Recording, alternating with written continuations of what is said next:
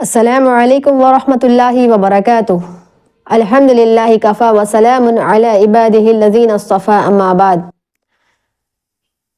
فاعوذ باللہ من الشیطان الرجیم بسم اللہ الرحمن الرحیم۔ قال اللہ تبارک و تعالی فی الکلام المجید ومن شر حاسد اذا حسد۔ آج کا ہمارا ٹاپک ہے حسد کا علاج۔ ہمارے معاشرے میں الحمدللہ لوگوں کے پاس بہت سارا علم رہنے کے باوجود بھی آج حسد جیسی بیماری عام ہوتی جا رہی ہے۔ سب سے پہلے ہم جانتے ہیں کہ حسد کیا ہے۔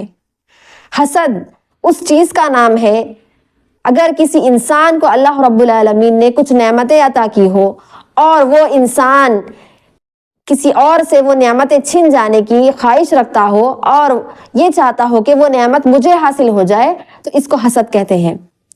تو دیکھیے، حسد ایک خطرناک لا علاج بیماری ہے، تو اسی لیے ہمیں چاہیے کہ ہم اس کے بارے میں زیادہ سے زیادہ جان کر اس کے بارے میں ہم احتیاط برتیں۔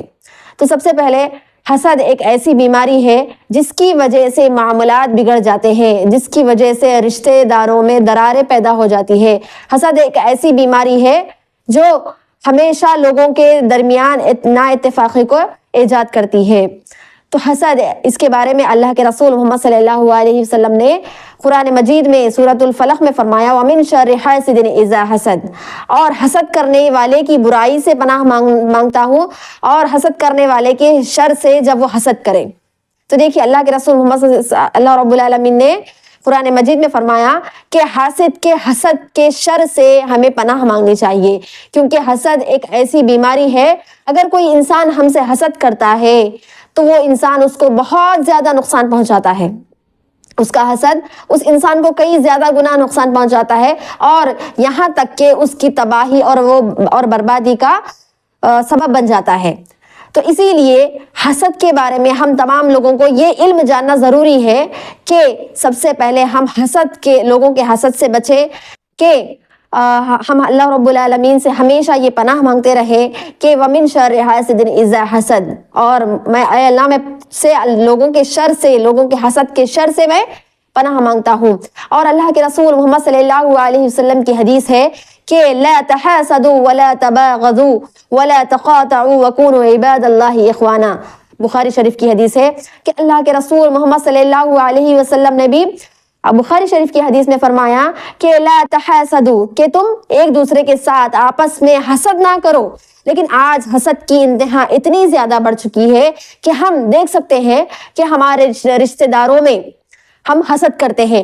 اگر کسی کے گھر میں اگر دو بہویں ہیں یا پھر دو عورتیں ہیں، اگر ایک حاملہ ہے اور ایک حاملہ نہیں ہے، اور اگر ایک کسی اور کو ایک بچے ہیں اور کسی اور کو بچے نہیں ہیں، تو اس وقت بھی دو عورتوں کے درمیان حسد ہو جاتی ہے۔ اور عورتوں کے درمیان حسد کا معاملہ اتنا زیادہ بڑھ گیا ہے کہ اگر کوئی عورت کسی کے پاس اگر کچھ زیور ہے، اگر کسی کے پاس زیور نہیں ہے، تو ان دونوں کے درمیان بھی حسد بڑھ جاتی ہے۔